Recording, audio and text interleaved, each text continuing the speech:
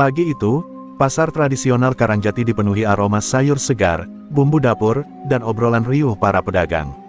Di salah satu sudut yang teduh, seorang pria berusia sekitar 40-an sedang sibuk menata ikatan kangkung, tomat, dan cabai di lapaknya.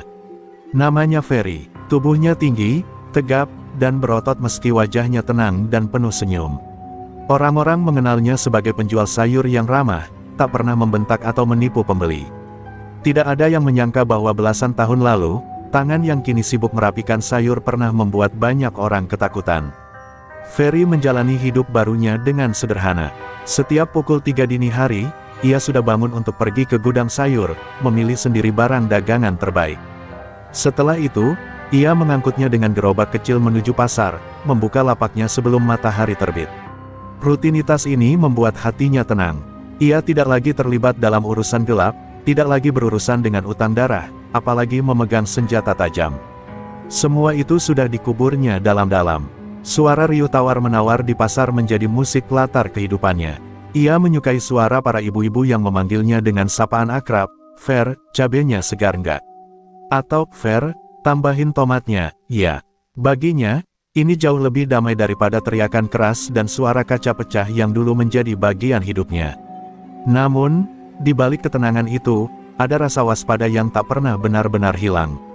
Setiap kali ada orang asing melintas, matanya secara refleks menilai gerak-geriknya.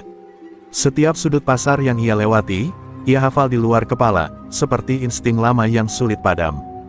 Ferry tidak ingin masa lalunya kembali, tapi ia tahu, dunia ini tidak pernah benar-benar lepas dari kekerasan. Seorang pedagang sebelahnya, Pak Larto, pernah berkata sambil bercanda, "Fer, kalau ada yang berani bikin ribut di pasar ini, gua yakin lu yang pertama maju." Ferry hanya tertawa, menganggap itu lelucon. Namun jauh di dalam hatinya, ia sadar bahwa jika ada yang mengusik ketenangan pasar, ia tidak akan tinggal diam. Hari itu, matahari mulai meninggi. Pasar semakin ramai, pembeli datang silih berganti. Ferry melayani semua dengan sabar, bahkan membantu mengangkat belanjaan seorang ibu hamil. Senyum di wajahnya seperti menghapus bayangan kelam yang pernah melekat. Ia merasa, inilah hidup yang seharusnya ia jalani, tenang, bermanfaat, dan jauh dari masalah. Angin pagi membawa aroma sayur segar bercampur dengan wangi kopi dari warung di ujung lorong pasar. Ferry menatap sekeliling, merasa bersyukur. Ia tidak tahu bahwa ketenangan ini hanya sementara. Ada badai yang sedang bergerak pelan, mendekat ke pasar ini. Dan badai itu, dalam wujud sekelompok orang asing, akan segera mengguncang kembali dunia yang berusaha ia tinggalkan. Pagi berikutnya, suasana pasar Karangjati terasa sedikit berbeda. Dari kejauhan, Ferry melihat beberapa wajah asing berkeliaran di lorong utama pasar. Mereka tidak membawa barang belanjaan, tidak juga terlihat seperti pedagang. Tubuh mereka tegap, sebagian bertato di leher, dan matanya menyapu setiap sudut pasar dengan pandangan penuh penguasaan. Ferry diam saja, hanya mengamati sambil menata sayur di lapak. Para pedagang mulai berbisik-bisik. "Siapa tuh orang-orang? Kok kayak nggak asing?" tanya Bu Erni, penjual tempe, pada tetangganya. Tidak ada yang tahu pasti, tapi gelagat mereka jelas mengundang rasa waspada. Salah satu dari mereka, pria berkepala pelontos dengan kalung rantai besar, melangkah pelan sambil memukul-mukul telapak tangannya dengan gulungan kertas. Entah kenapa, itu membuat beberapa pedagang langsung menunduk. Ferry memerhatikan mereka lewat ekor mata. Gerakan tubuh, cara mereka berjalan, bahkan bahasa tubuhnya, semua mengingatkan Ferry pada masa lalunya. Itu adalah gaya orang yang ingin menunjukkan, "Tempat ini sekarang milik kami." Ia tahu pola seperti ini, datang, menilai target, lalu mulai memeras uang, keamanan, dari para pedagang. Tak lama, dua orang asing itu masuk ke lorong di mana lapak Ferry berada. Mereka berhenti di depan Pak Larto, tetangga lapaknya. "Bang, kalau mau aman, mulai besok bayar 100.000 per hari." "Kita yang jaga tempat ini," ucap si kalung rantai sambil menepuk meja jualan Pak Larto. Suaranya datar, tapi matanya menyala penuh ancaman. Pak Larto yang sudah sepuh hanya bisa gelagapan. "Loh, tapi selama ini nggak pernah ada yang jaga-jaga begitu, Mas." Belum sempat ia menyelesaikan kalimatnya, tangan si kalung rantai menghantam meja hingga botol kecap dan cabai berhamburan. Beberapa pembeli menjerit pelan, mundur menjauh. Ferry berdiri, tatapannya tajam. Ia ingin maju, tapi menahan diri. Ia tahu, jika sekarang ia campur tangan, maka ia akan membuka pintu masa lalunya sendiri. Namun di dalam dadanya, rasa tidak suka itu mulai membara. Ia tidak tahan melihat pedagang kecil diperlakukan seperti itu. Setelah puas mengancam Pak Larto, preman-preman itu berjalan melewati lapak Ferry. Mereka berhenti sejenak, menatapnya dari ujung kepala hingga kaki, seolah menilai. "Wih, badannya kayak gini jualan sayur. Sayang amat, Bang," sindir salah satu dari mereka sambil tersenyum miring. Ferry hanya balas tersenyum tipis, matanya dingin. Saat mereka pergi, Ferry kembali duduk. Namun pikirannya tidak lagi tenang seperti biasanya. Ia tahu, ini baru permulaan, dan badai yang ia lihat kemarin mulai terasa tiupannya hari ini. Pagi itu, pasar Karangjati kembali ramai. Namun di benak Ferry, kejadian kemarin masih terbayang jelas. Tatapan penuh penilaian dari para pendatang baru itu membuatnya gelisah. Ia berusaha fokus melayani pembeli, tapi rasa waspada di kepalanya terus menyala. Ferry tahu pola preman seperti mereka, setelah menebar ancaman ke orang lemah, target berikutnya pasti orang yang terlihat tidak tunduk.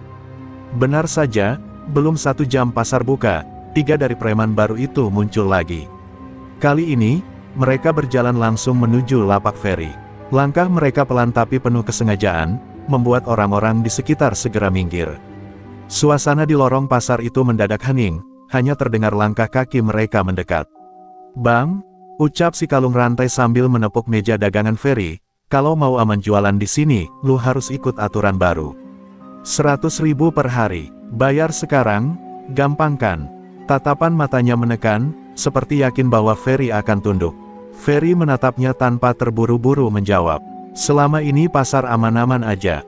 Nggak perlu aturan baru," ucapnya tenang. Namun justru ketenangan itu membuat si preman merasa diremehkan. 2 orang temannya mendekat, memutari lapak Ferry seperti serigala mengelilingi mangsa. Si kalung rantai tersenyum sinis. "Jangan sok keras, Bang. Gue tahu orang kayak lu, kelihatan diam, tapi kalau nggak diajarin, bisa bikin repot." Tangannya meraih ikatan kangkung di meja Ferry, lalu melemparkannya ke tanah. Beberapa pembeli terlonjak kaget. Ferry masih duduk, tangannya mengepal di bawah meja. Dalam kepalanya, ia berusaha menahan gejolak yang mulai bangkit. Ia sudah berjanji pada dirinya sendiri untuk tidak kembali ke dunia lama, tapi penghinaan ini seperti mengetuk pintu yang selama ini ia kunci rapat-rapat. Pak Larto yang melihat kejadian itu menatap Ferry dengan wajah khawatir. Beberapa pedagang lain memandangi dari kejauhan, menunggu apa yang akan dilakukan Ferry. Namun Ferry hanya menghela napas panjang dan berkata pelan, "Gue nggak mau ribut. Ambil dagangan gue kalau mau, tapi jangan ganggu orang lain di pasar ini." Preman-preman itu tertawa keras, menganggap kata-kata Ferry sebagai tanda ketakutan. Mereka pun pergi sambil meninggalkan ancaman, "Besok, kalau belum bayar, lapak lu kita hancurin." Ferry menatap punggung mereka yang menjauh, dan di dalam dadanya, bara kecil mulai menyala lebih terang.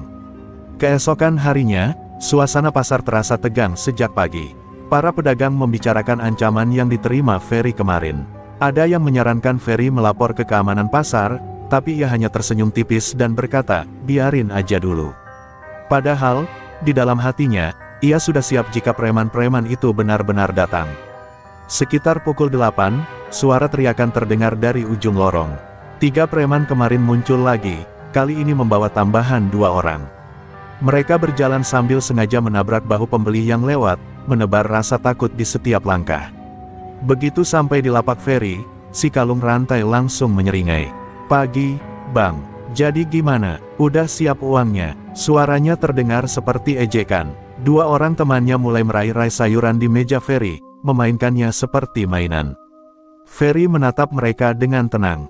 "Gue udah bilang, gue nggak mau bayar. Dan gue nggak mau ribut. Jadi, taruh lagi barang yang lu ambil, terus pergi." Suaranya datar, tapi ada tekanan halus di dalamnya. Si kalung rantai terkekeh, lalu mendekat hingga wajahnya hanya beberapa sentimeter dari Ferry. "Lu pikir lu siapa, berani ngomong kayak gitu?" Ia menepuk dada Ferry 2 kali, keras. Lalu, dengan sengaja, ia mendorong tumpukan cabai hingga berserakan di tanah. Gerakan itu membuat beberapa pedagang terkejut, ada yang langsung menutup lapaknya takut terlibat.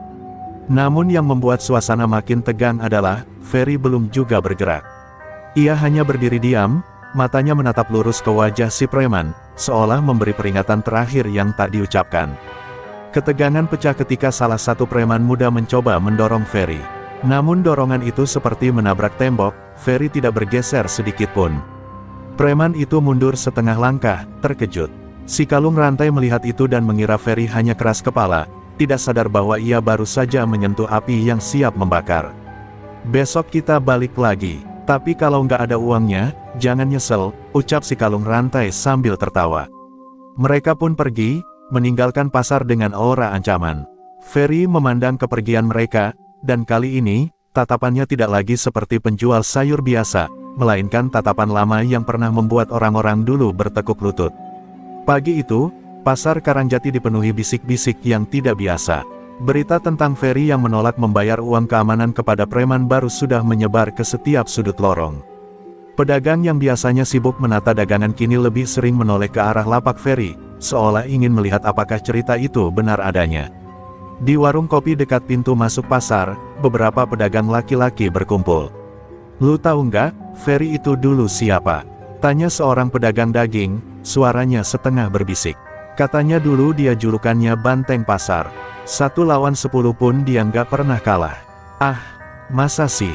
Kok dia kelihatan tenang banget sekarang?" sahut yang lain sambil menyeruput kopi. Namun yang lebih tua di antara mereka mengangguk mantap. "Gue pernah lihat sendiri, waktu itu ada gerombolan preman luar kota mau nguasain pasar ini. Ferry sendirian ngusir mereka. Setelah itu, ya, dia menghilang," katanya Tobat. Kabar itu menyebar cepat. Bahkan para pembeli yang rutin datang pun mulai mendengar rumor tersebut. Mereka memandang Ferry dengan tatapan berbeda, antara kagum, penasaran, dan sedikit takut. Tapi Ferry sendiri tetap bersikap seperti biasa, melayani pembeli dengan senyum ramah, seolah tidak mendengar gosip yang beredar. Namun, gosip ini rupanya juga sampai ke telinga para preman baru. Si kalung rantai mendengar cerita itu dari salah satu tukang parkir yang iseng bercerita. Alih-alih takut, ia justru tertawa. "Banteng pasar, hahaha, nanti kita lihat, bantengnya masih kuat apa udah ompong." Siang harinya, seorang pedagang tua bernama Mbah Wardi mendekati Ferry saat lapak mulai sepi. "Fer, hati-hati, nak. Mereka nggak akan berhenti sampai lu tunduk atau lu jatuh. Gue tahu lu bisa hadapin mereka, tapi kalau bisa, jangan sampai darah tumpah lagi di pasar ini." Ferry hanya mengangguk. "Aku ngerti, Mbah. Tapi kadang, ada hal yang nggak bisa dibiarkan." Suaranya tenang, tapi di balik tatapan matanya, ada api yang mulai membesar. Ia tahu, cepat atau lambat, mereka akan datang lagi, dan kali ini, mungkin tidak akan pulang dengan utuh. Pagi itu, Ferry sudah bisa merasakan sesuatu yang berbeda di udara. Langkah-langkah berat terdengar mendekat dari ujung lorong, diiringi suara tawa kasar yang memecah riuh pasar. 5 orang preman baru itu datang dengan sikap lebih arogan dari sebelumnya. Mereka berjalan tanpa memedulikan siapapun, menendang keranjang kosong, bahkan mendorong pembeli yang tidak sengaja menghalangi jalan. Begitu sampai di depan lapak Ferry, si kalung rantai menatapnya sambil tersenyum miring. "Nah, ini dia, Banteng Pasar. Jadi benar kabarnya. Gue pikir cuma gosip pedagang tua." Nada suaranya meremehkan, tapi matanya menantang. 2 orang temannya mulai meraih tomat dan cabai di meja Ferry, bermain-main seperti anak kecil yang ingin memancing kemarahan. Ferry menghela napas, lalu berdiri. Tubuhnya menjulang, membuat si preman yang memegang tomat otomatis mundur setengah langkah. "Gue cuma mau bilang sekali," ucap Ferry dengan suara rendah tapi tegas. "Gue nggak suka kalian ganggu orang di pasar ini. Ambil uang dari gue, kalian cuma bikin gue marah. Tapi kalau kalian ganggu pedagang lain, itu artinya kalian nyari masalah sama gue." Ucapan itu membuat suasana pasar seketika sunyi. Para pedagang yang tadinya pura-pura sibuk kini menatap dari balik tumpukan dagangan. Bahkan suara tawar-menawar di lorong lain terdengar mereda. Semua orang tahu, itu bukan sekadar ancaman, itu peringatan dari seseorang yang benar-benar bisa melakukannya. Si kalung rantai tersenyum tipis, lalu meludah di tanah. "Wah, berani juga nih bapak-bapak. Tapi sayang, zaman lu udah lewat, Bang. Ini zaman kita. Kalau nggak ikut aturan, siap-siap aja lapak lu hancur." Ia menepuk-nepuk bahu Ferry, kali ini lebih keras, mencoba memprovokasi. Ferry menatap lurus ke matanya, tanpa berkedip. Gue udah pernah jatuh ke jurang, dan gue nggak mau balik ke sana. Tapi jangan paksa gue. Suaranya begitu dingin, membuat beberapa preman muda tanpa sadar menelan ludah. Tanpa menunggu jawaban, Ferry kembali duduk dan melanjutkan menata dagangan. Preman-preman itu tertawa, mengira dirinya menang. Mereka pun pergi sambil berteriak, "Besok kita balik lagi, banteng pasar." Siap-siap. Namun saat mereka menghilang di ujung lorong, beberapa pedagang menatap Ferry dengan wajah khawatir. Mereka tahu, bentrokan besar sudah tidak terhindarkan lagi. Dan Ferry mulai merasakan sesuatu yang sudah lama ia kubur, hasrat untuk mengajar orang yang tidak tahu diri. Malam itu, pasar Karangjati sudah sepi.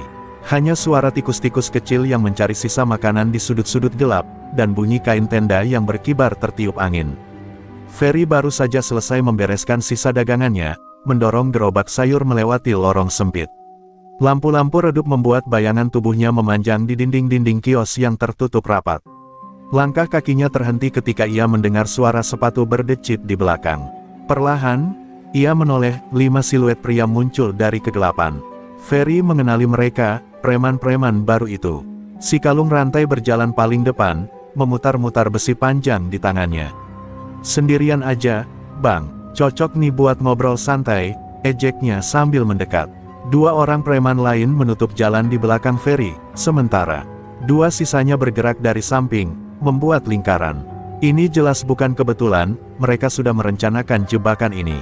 Ferry tetap tenang. Ia menurunkan gerobak pelan-pelan dan menatap mereka satu persatu. "Gue udah bilang, jangan ganggu orang di pasar ini. Kalian gak denger ya?" Suaranya datar, tapi di telinga para preman terdengar seperti ancaman halus yang menusuk. Si kalung rantai tertawa sinis. "Lah, sekarang malah ngajarin kita. Nih Bang, biar jelas, hari ini lo bayar, atau lo nggak bakal bisa jualan lagi." Tanpa menunggu jawaban, ia mengayunkan besi ke arah Ferry. Dengan gerakan yang nyaris tak terlihat, Ferry memiringkan tubuhnya, membuat besi itu menghantam udara kosong. Tangannya menangkap pergelangan si kalung rantai, lalu memelintirnya hingga terdengar bunyi krek. Preman itu menjerit, melepaskan besi. Gerakan Ferry begitu cepat, membuat 2 preman lain yang mencoba menyerang justru saling bertabrakan. Namun Ferry tidak membalas berlebihan. Ia hanya melemparkan besi itu ke tanah dan berkata dengan nada berat, "Pulang. Sekarang, sebelum gue benar-benar lupa kalau gue udah tobat." Mata Ferry berkilat di bawah lampu jalan yang redup. Preman-preman itu saling pandang, lalu mundur sambil membawa si kalung rantai yang memegangi tangannya. Saat langkah mereka menghilang di tikungan, Ferry menghela napas panjang. Ia tahu, ini belum selesai. Malah, serangan berikutnya akan lebih besar, dan kali itu, ia mungkin tak lagi menahan diri. Keesokan paginya, pasar Karangjati sudah dipenuhi pedagang dan pembeli seperti biasa. Namun Ferry merasa ada yang tidak beres. Insting lamanya mengatakan sesuatu akan terjadi hari ini. Tatapan beberapa pedagang terlihat cemas, seolah mereka tahu kabar yang belum sampai ke telinga Ferry. Sekitar pukul 9, keributan terdengar dari ujung pasar. Suara bentakan keras diikuti teriakan seorang perempuan membuat semua orang menoleh. Ferry segera menghentikan timbangannya dan melangkah cepat ke sumber suara. Di sana, ia melihat pemandangan yang membuat darahnya mendidih. 2 preman muda mendorong seorang pedagang wanita tua hingga jatuh ke tanah, sementara si kalung rantai merampas tasnya. "Cepetan, ambil semua!" teriak si kalung rantai sambil menendang keranjang sayur milik wanita itu hingga isinya berserakan. Pedagang lain hanya berani menonton dari jauh, takut menjadi sasaran berikutnya. Ferry mendekat perlahan, langkahnya mantap. "Gue udah bilang jangan ganggu pedagang lain." Suaranya rendah, tapi cukup untuk membuat semua orang di sekitar membisu. Preman-preman itu menoleh, dan senyum sinis muncul di wajah mereka. "Wah, pahlawan pasar datang lagi," ejek si kalung rantai. "Sekarang kita lihat, lu beneran berani apa cuma ondo." Ia melangkah maju, tapi belum sempat mengangkat tangannya, Ferry sudah memegang pergelangannya dengan cengkeraman besi. Dalam sekejap, Ferry memelintir tangan itu, membuat si kalung rantai berlutut menahan sakit. "Gue udah sabar cukup lama," ucap Ferry pelan namun tajam. "Tapi kalau kalian mau main kasar, gue juga bisa. Dan gue nggak main-main." 2 preman lain mencoba menyerang dari samping, tapi Ferry bergerak seperti angin. Satu dihantam dadanya hingga terhuyung, yang lain terpelanting ke tumpukan karung beras. Penonton mulai bersorak pelan, sebagian kagum, sebagian terkejut melihat Ferry yang selama ini diam akhirnya menunjukkan taringnya. Si kalung rantai berhasil melepaskan diri dan mundur sambil memegangi tangannya. "Lu nyesel udah mulai ini, Bang?"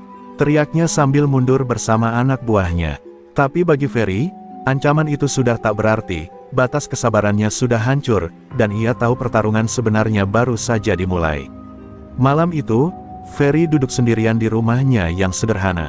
Lampu temaram menerangi meja kecil tempat ia meletakkan segelas kopi hitam. Tangannya menggenggam cangkir, tapi pikirannya melayang jauh, kembali ke masa-masa ketika namanya ditakuti di setiap sudut pasar. Ia mengingat wajah-wajah yang pernah ia hadapi, pertarungan-pertarungan sengit yang selalu ia menangkan, dan darah yang pernah ia lihat mengalir di tanah. Sudah bertahun-tahun ia mengubur bagian dirinya itu. Tapi kejadian pagi tadi, saat melihat seorang pedagang tua dipukul dan dihinakan, telah merobek gembok kesabaran yang ia pasang rapat-rapat. Di dadanya, bara lama itu mulai menyala lagi, dan kali ini ia tak berniat memadamkannya.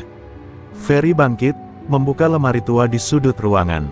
Di dalamnya, tersimpan sebuah jaket kulit hitam yang sudah lama tak ia pakai. Jaket itu penuh coretan simbol dan bekas goresan, saksi bisu masa lalunya sebagai banteng pasar. Ia menyentuhnya perlahan, lalu mengenakannya. Begitu jaket itu melekat di tubuhnya, aura Ferry berubah. Wajahnya yang biasanya ramah kini kembali dingin, seperti dulu. Ia membuka laci kecil dan mengambil sebilah pisau lipat. Bukan untuk membunuh, tapi sebagai pengingat bahwa ia siap menghadapi bahaya. Pisau itu dulu selalu ia bawa kemanapun, dan malam ini, ia merasa perlu membawanya lagi. Keluar dari rumah, Ferry berjalan menuju pasar yang sudah sepi. Ia berkeliling, memastikan setiap lorong, setiap jalur keluar masuk pasar. Ia memeriksa titik-titik yang biasa dipakai orang untuk bersembunyi atau menyergap. Semua itu ia hafal di luar kepala, seperti insting lamanya yang otomatis bekerja. Di salah satu sudut, ia bertemu Mbah Wardi yang sedang mengunci kios. "Fer, lu bener-bener mau hadapin mereka?" tanya Mbah Wardi dengan nada berat. Ferry hanya menatapnya, lalu menjawab singkat, "Gue nggak mau ada yang ngerusak rumah kita." Setelah itu, Ferry berdiri di tengah lapangan parkir pasar yang gelap, menatap ke arah jalan masuk. "Besok," gumamnya pelan, "besok gue pastiin mereka nggak bakal berani lagi injak pasar ini." Matanya berkilat, dan untuk pertama kalinya setelah bertahun-tahun, Ferry siap menjadi dirinya yang dulu. Di langit, awan gelap bergerak pelan, seolah ikut menunggu badai yang akan pecah esok hari. Fajar belum sepenuhnya datang ketika suara deru motor terdengar memasuki area pasar. 6 preman berjaket loreng turun dengan tawa kasar, menyeret-nyeret besi dan rantai. Mereka tampak santai, seolah pasar ini milik mereka. Pedagang yang sudah mulai buka kios langsung menunduk, pura-pura sibuk, berharap tak menjadi sasaran. Namun mata mereka sesekali melirik, karena hari ini ada yang berbeda. Ferry sudah berdiri di tengah lapangan parkir, menunggu. Salah satu preman, berperawakan tinggi besar, melangkah maju sambil menunjuk Ferry. "Woi, siapa lu? Nggak tahu ini wilayah siapa?" Suaranya menggema. Ferry tak menjawab, ia hanya menatap tajam, kedua tangannya dimasukkan ke saku jaket kulitnya. Udara pagi terasa semakin berat, dan langkah para preman melambat ketika melihat tatapan itu, tatapan yang tak asing bagi mereka yang pernah hidup di dunia gelap. "Kalau mau dagang di sini, bayar uang keamanan," teriak yang lain, mencoba memecah ketegangan. Tapi Ferry hanya mengeluarkan pisau lipatnya, membukanya perlahan hingga bunyinya terdengar jelas di keheningan pagi. Bunyi klik itu membuat beberapa pedagang bergidik. "Gue nggak dagang," jawab Ferry pelan, "gue cuma jaga rumah gue." Preman tertawa mengejek, "Rumah? Ini pasar, Bang, dan kita yang punya." Kalimat itu baru saja selesai ketika Ferry melangkah cepat ke depan, mengayunkan kakinya menghantam lutut preman paling dekat. Suara retakan terdengar, diikuti jeritan kesakitan. Dalam hitungan detik, suasana berubah menjadi kekacauan. 2 preman langsung menyerang bersamaan, satu dengan rantai, satu lagi dengan besi. Ferry menghindar dengan gerakan yang tak terlihat kaku sama sekali, memutar tubuh dan membalas dengan hantaman siku ke rahang lawan. Darah muncrat, dan tubuh preman itu terhuyung jatuh ke tanah. Rantai berputar di udara, tapi Ferry menangkapnya di tengah gerakan, menarik si pemegang rantai hingga terjerembab, lalu menendangnya keras. Orang-orang mulai berkerumun di kejauhan, sebagian menutup mulut agar teriakan mereka tak terdengar. Mereka melihat Ferry bergerak seperti bayangan, cepat, tepat, dan mematikan. Setiap serangan preman dibalas dengan kekuatan yang berlipat. Dalam waktu singkat, 3 orang sudah tak bisa bangun lagi. Sisa 3 preman mulai ragu, tapi gengsi membuat mereka tetap maju. "Kalian pikir ini selesai?" kata Ferry sambil melangkah perlahan. "Besok gue tunggu bos kalian datang. Gue pastiin, ini jadi hari terakhir mereka berani sentuh pasar ini." Saat Ferry melangkah meninggalkan mereka, cahaya matahari pertama menembus awan gelap, memantulkan sinar ke pisau lipat di tangannya. Hari itu, pasar sadar satu hal, banteng pasar telah kembali. Sore itu, langit Jakarta tampak berat dengan awan hitam. Ferry duduk di bangku kayu warung kopi dekat pintu masuk pasar, wajahnya tenang namun matanya tajam seperti menunggu sesuatu. Di sekelilingnya, suasana pasar lebih sunyi dari biasanya. Para pedagang berbisik-bisik, sebagian menutup kios lebih awal. Semua tahu, sore ini bos besar para preman akan datang. Deru suara mobil hitam berhenti di depan. Pintu terbuka, dan keluar seorang pria berjas abu-abu, tubuh tinggi besar dengan tatapan dingin. Dialah Bram, raja preman yang menguasai 5 pasar di sekitar wilayah itu. 3 anak buahnya ikut turun, masing-masing membawa senjata tajam yang diselipkan di pinggang. Bram berjalan pelan, tapi setiap langkahnya membuat udara seperti menegang. "Jadi lu yang bikin anak-anak gue babak belur." Suara Bram berat, nyaris seperti geraman. Ferry menatapnya tanpa berkedip. "Gue cuma balas budi. Mereka dulu yang mulai," jawabnya datar. Ucapan itu membuat Bram tersenyum tipis, tapi senyum itu jelas mengandung ancaman. "Balas budi, bagus, sekarang gue yang akan balas dendam." Bram memberi isyarat, 2 anak buahnya maju cepat. Salah satunya mengayunkan golok, tapi Ferry sudah melompat mundur, lalu menendang pergelangan tangan lawannya. Golok terlepas, dan dalam satu gerakan Ferry menangkapnya, memutar, lalu menempelkannya di leher si penyerang. Semua bergerak cepat, hanya dalam hitungan detik. Kerumunan yang menonton dari jauh mulai berteriak pelan, sebagian menutup wajah agar tak melihat darah. Anak buah kedua mencoba menusuk dari samping, namun Ferry memutar tubuh, membantingnya ke meja warung hingga meja itu hancur. Aroma kopi panas bercampur dengan bau keringat dan ketegangan. Bram tetap berdiri di tempat, hanya mengamati. "Nggak buruk, tapi lawan gue bukan mereka. Lawan gue sendiri," katanya sambil membuka jas, memperlihatkan otot-otot tangannya yang penuh tato. Ia melangkah maju, dan orang-orang yang menonton menahan napas. Pertarungan yang ditunggu akhirnya akan terjadi. Langkah mereka saling mendekat, tatapan mata terkunci, udara seakan membeku. Di sela-sela keramaian pasar, suara detak jam dari warung kopi terdengar jelas. 2 dunia berbeda, yang satu penuh amarah, yang satu penuh tekad, akan bertemu dalam benturan yang tak bisa dihindari. Saat jarak tinggal 1 meter, Bram mengangkat tinjunya. Ferry hanya tersenyum tipis. "Gue udah tunggu momen ini," katanya. Dan dalam detik berikutnya, dentuman pertama pun pecah.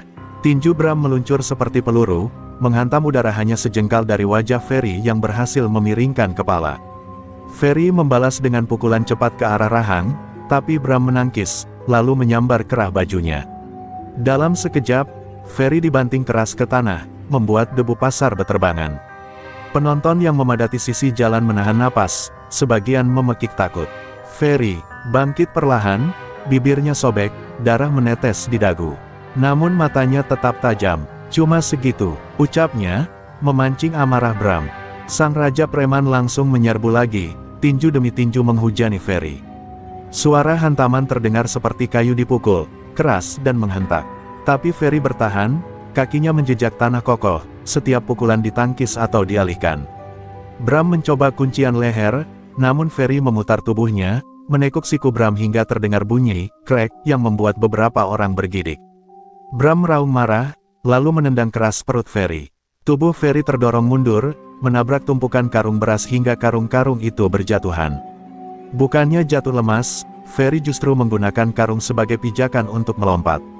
Dalam gerakan kilat, lututnya menghantam rahang Bram, membuat pria besar itu terdorong mundur. Penonton bersorak tertahan, sebagian tak percaya melihat raja preman itu goyah untuk pertama kalinya. Bram mengusap darah di sudut bibirnya, tatapannya kini jauh lebih serius. "Lu pikir lu bisa jatuhin gue begitu aja?" katanya seraya mengambil rantai besi yang tergantung di pinggangnya. Suara gemerincing rantai membuat bulu kuduk orang-orang berdiri. Ferry mengencangkan cengkeraman pada golok yang tadi dirampas dari anak buah Bram. Benturan besi dengan baja terdengar ketika rantai Bram mengenai golok Ferry. Percikan api kecil memercik di udara, menandai pertarungan dua orang yang benar-benar serius saling menghabisi. Setiap serangan disambut dengan balasan yang lebih ganas, seolah mereka bertarung bukan sekadar untuk menang, tapi untuk menuntaskan dendam lama. Langkah mereka memutari pasar yang kini hampir kosong karena orang-orang memilih mundur. Hanya beberapa yang berani mengintip dari balik kios, menyaksikan dua sosok itu bertarung di antara tumpukan peti dan meja yang roboh. Suara benturan, teriakan, dan derak kayu memenuhi udara, bercampur dengan aroma darah yang mulai menyengat. Ferry akhirnya melihat celah. Saat rantai Bram terayun terlalu jauh, ia merunduk, memutar tubuh, dan dengan kekuatan penuh menebas lengan Bram.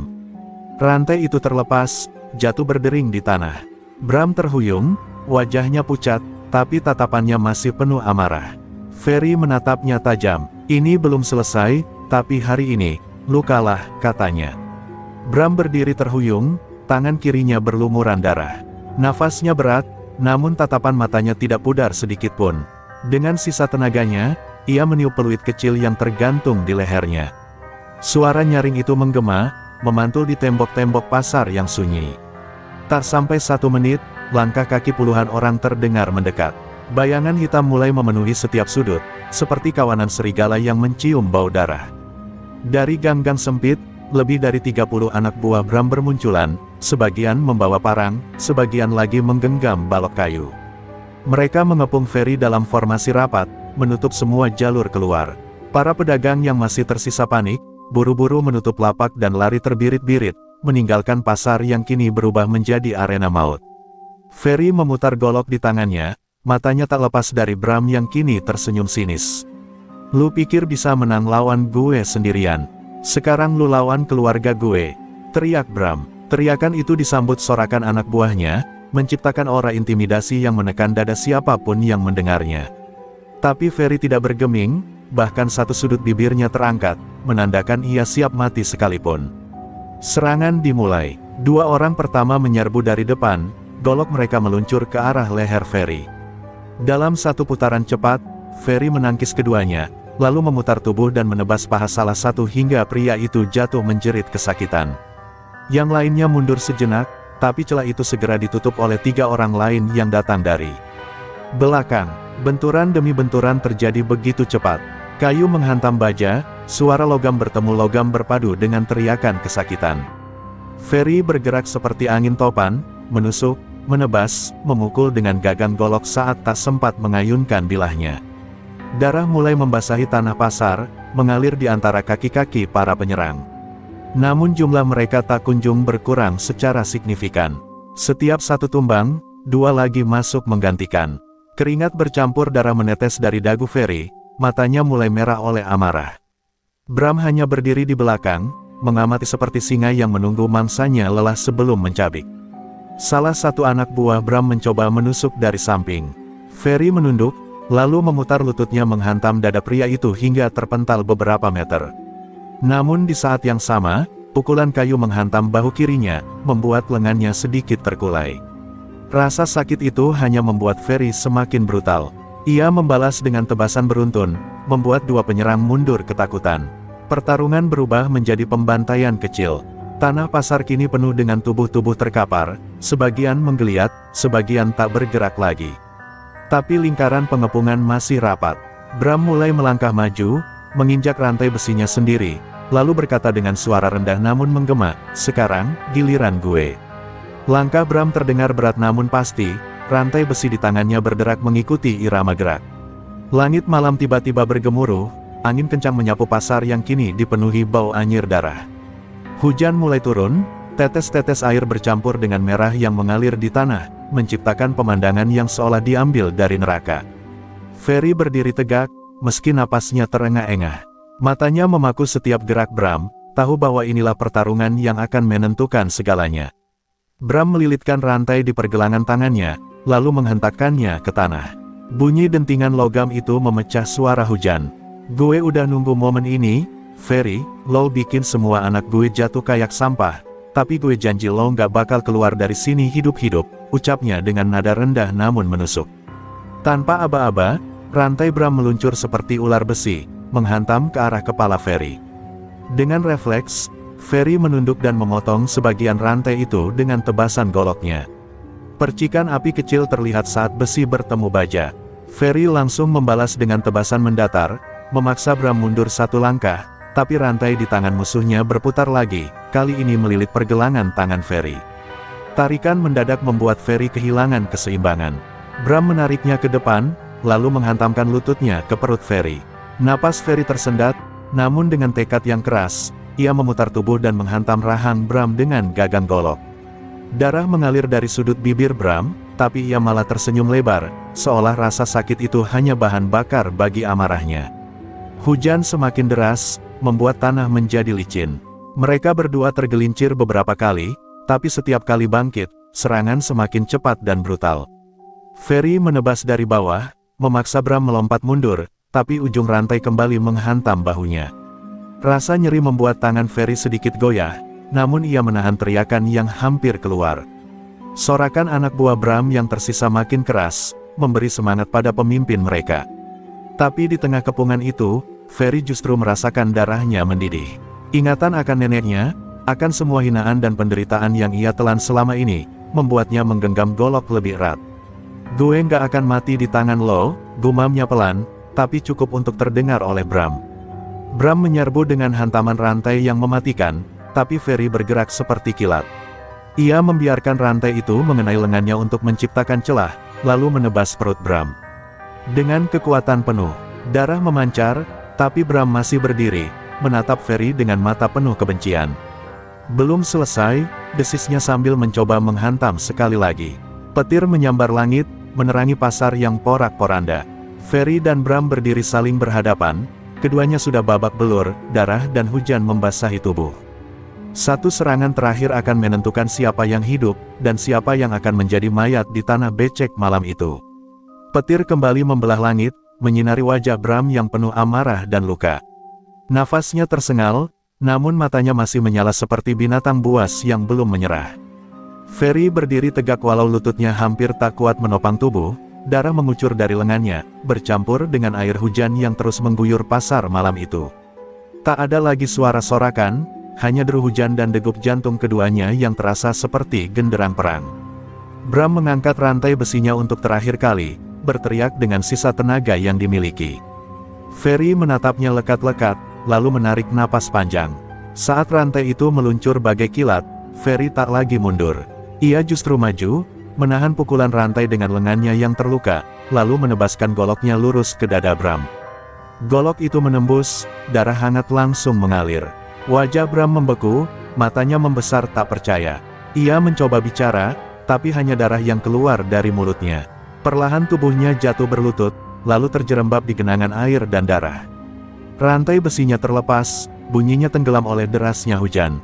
Ferry berdiri terhuyung, menatap jasad Bram tanpa ekspresi. Semua anak buah Bram yang tersisa membeku di tempatnya, tak ada yang berani bergerak.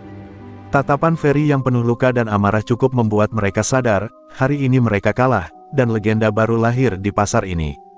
Hujan terus mengguyur, membersihkan sebagian noda darah di tanah, tapi bau besi yang pekat tetap menggantung di udara. Ferry menatap ke langit, membiarkan tetesan hujan membasuh wajahnya. Dalam hatinya, ia berbicara pada neneknya yang kini sudah tenang di alam sana, "Nek, semua sudah selesai. Mereka nggak akan ganggu kita lagi." Ia berbalik, melangkah perlahan meninggalkan pasar. Setiap langkahnya berat, tapi di setiap langkah itu ada kemenangan dan harga diri yang kembali.